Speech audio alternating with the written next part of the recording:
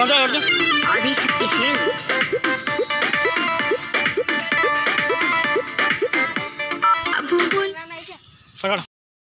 तुम खो गए हो, मेरे ही हो या किसी के हो गए हो। हाल कहाँ तुम खो गए हो, मेरे ही हो या किसी के हो गए हो। मुझे तुमसे मिलना है तो बताना।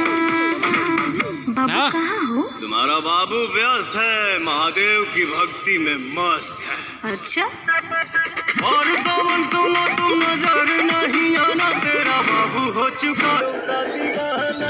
और सावन सुनो तुम नजर है, महादेव का दीवाना। जब जमाना मुश्किल में डाल देता है, तब मेरे भोले हजारों रास्ते निकाल देता है। क्या बात कर रही है?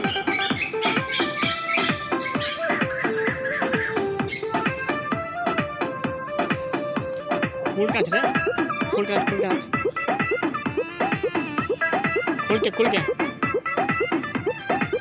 ऐसन बोला के हो करेला 24 घंटा जान धरेला का।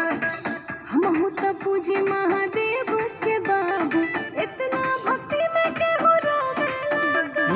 मनवा में मनवा ऊपर कौड़ी उनके भिरिया है, भनिया के गोला खा के दिलवा बम बम भोला का है।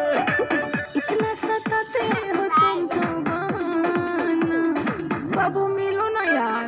और सावन सुनो तुम नजर नहीं आना, तेरा बाबू हो चुका है महादेव का दीवाना। और सावन सुनो तुम नजर नहीं आना, तेरा बाबू हो चुका है महादेव का दीवाना।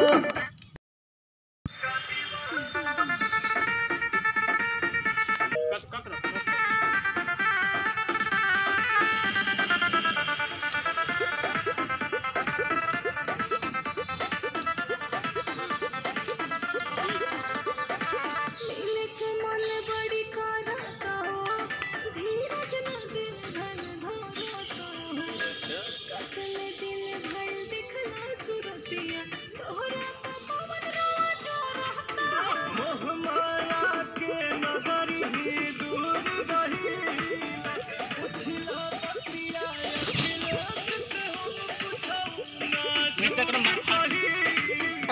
छोड़ छाड़ के भाई जो चटपा हमारा अच्छा लगता है तड़पाना।